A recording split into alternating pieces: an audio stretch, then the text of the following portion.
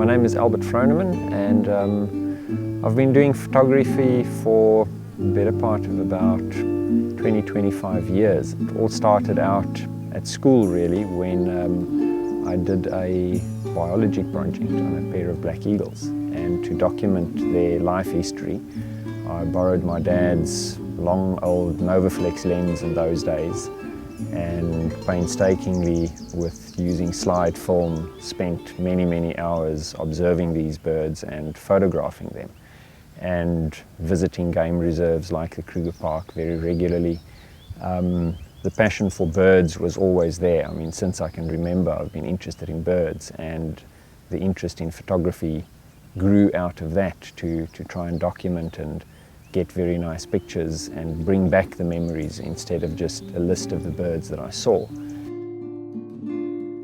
So I try and portray a bit of behavior, a bit of interaction in birds specifically, and that makes it challenging. It's easy to go out with the technology that we have these days to photograph a bird perched out there. It's been done, and it's been done better.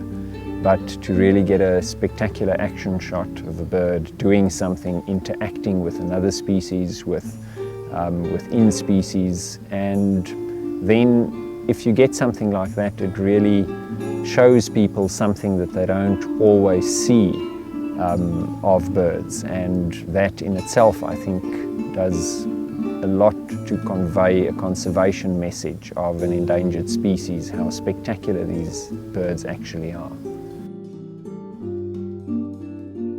So I do a lot of work with BirdLife where images are often used in the magazine, in different campaigns to essentially just promote the species itself, and really to get the message across. If you have strong, powerful images showing the birds, it goes a long way to really draw attention and interest from the general public about the birds.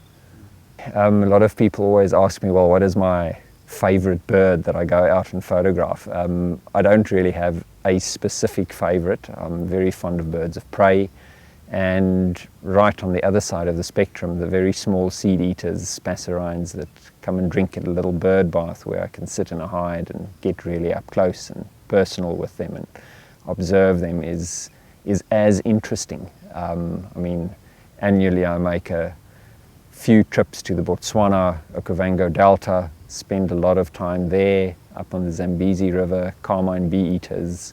So no, there's not one single species that I can say, John, I'm the Pell's fishing owl guy or whatever.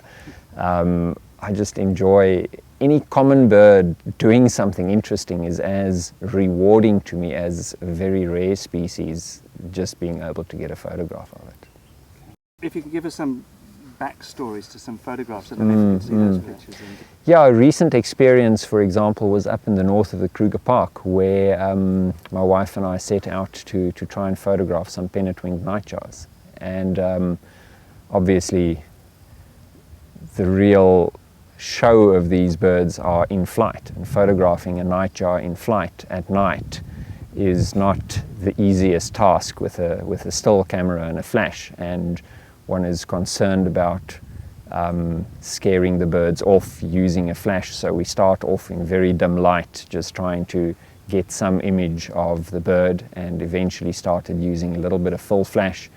And it was a hit and miss affair.